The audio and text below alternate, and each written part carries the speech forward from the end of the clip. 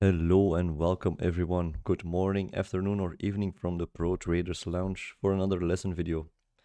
My name is Yunus and I will be going over Elliott wave theory part 1.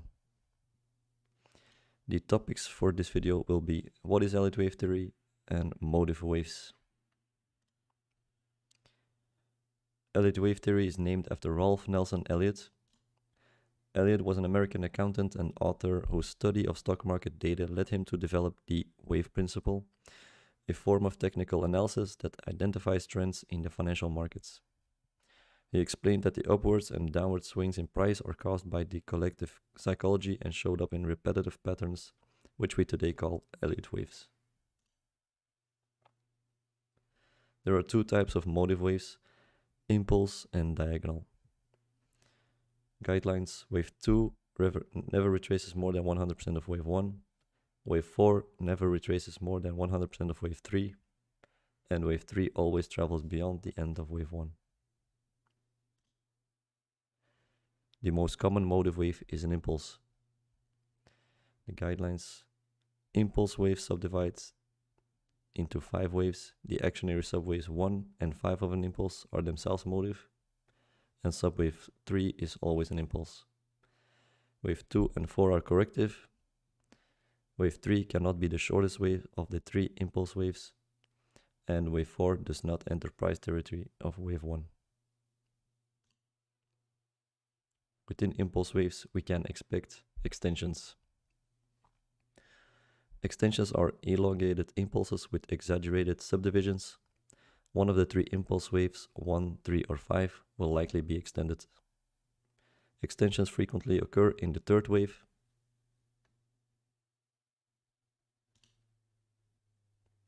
Here is an example of an extension in the 3rd wave on the chart.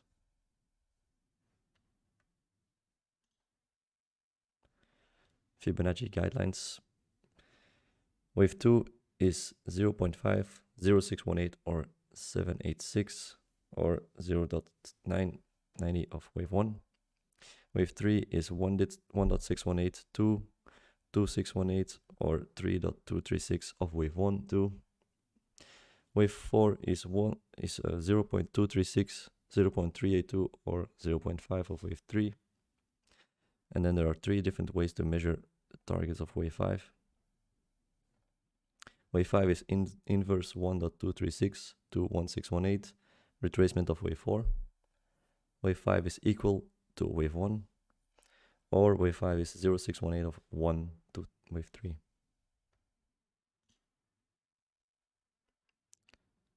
Let's show an example on the charts. So, firstly, I want to show you how to pull the fibs for targets of wave 2. We're going to pull our fib from the end of wave 1 to the start of wave 1. Look for wave 2 targets. I want to give it small.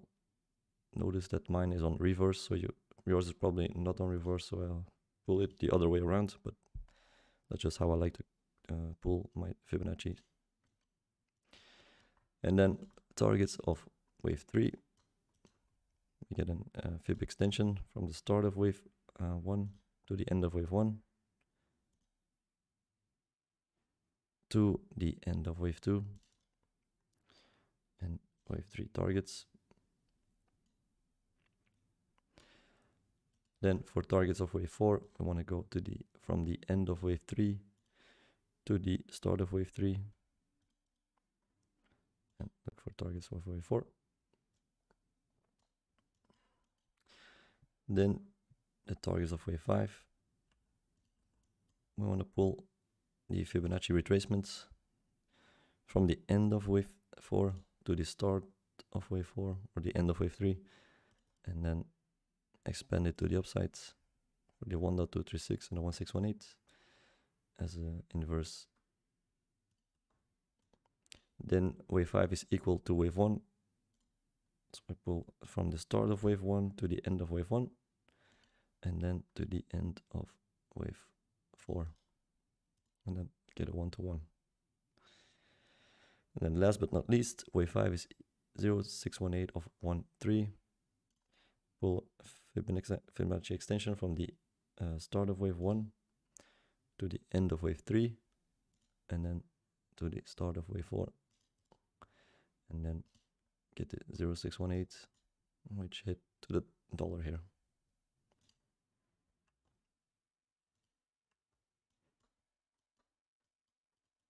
So if we know this is an impulse, we should be able to subdivide all the subwaves here. Let's see if we can do that, just as an example here. Because you have a nice 1, 2. Let's see if we can do the 1, 2. For me, this is a significant low, so this was a 1, 2, 3, 4, and then a 5. Let's make a different color, something like that.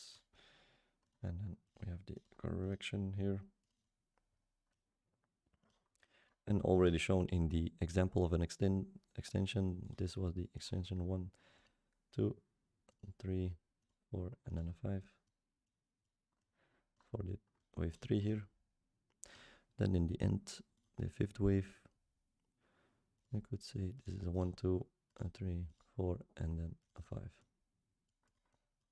So, pretty nice.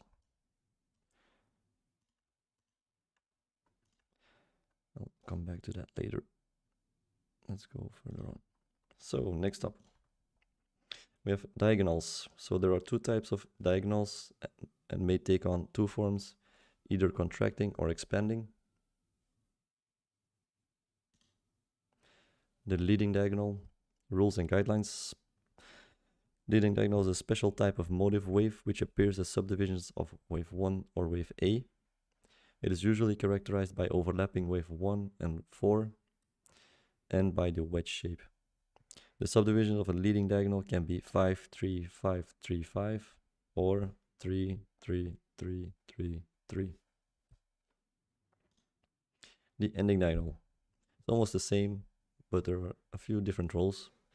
So also a special type of motive wave which appears as subdivisions of wave 5 or C. Also usually characterized by overlapping wave 1 and 4 and by the wedge shape. But the subdivisions of an ending diagonal are only going to be 3, 3, 3, 3, and 3.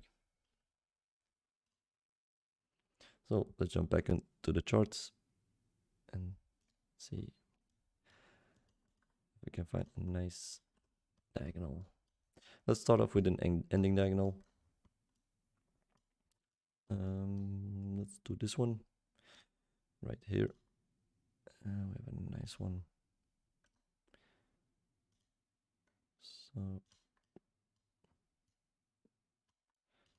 just like that. Okay. So we know this is going to be A, B, and C. And then we have in the ending diagonal 1, 2, 3, 4, and then a fifth. Let's see if we can do that. A, B, C, into a 3, into another 3, into another 3 here, and then lastly another 3. So these are usually easy to recognize. Once we break out, then you know that the trend has changed pretty much. They're pretty simple to trade.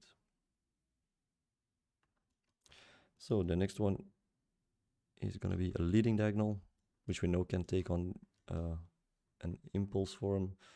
Instead of 3, 3, 3, 3, 3, it can also be 5, 3, 5, 3, 5.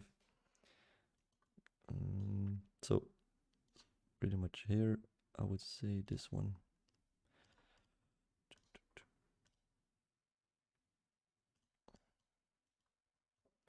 So we know this is a 1. Let's do this. 1, 2, 3, 4, 5. There's an impulse A, B, C to a 2. So we're looking for this third and then the 4 and the 5. So this is going to be 1, 2, 3, 4, and then 5.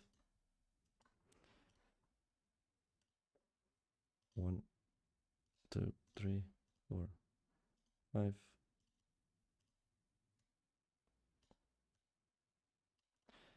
So this is the overlap here of 1 and 4, which makes this pretty much a diagonal in my opinion. What comes after that? Another ABC, so pretty much confirms it in my opinion. Then I have another ending diagonal, which is going to be at the top of this chart, right here. So we have another 1, 2, 3, 4, 5. It's going to be in a 3, 3, 3, 3, and then the last 3. Oh, pretty nice. Also lost the lower trend line, and trend changed pretty quickly.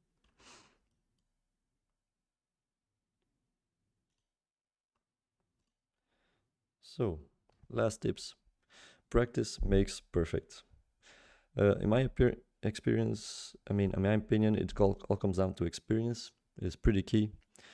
If you put in the hours on the charts, you will start to recognize the patterns, and seeing them will become second nature.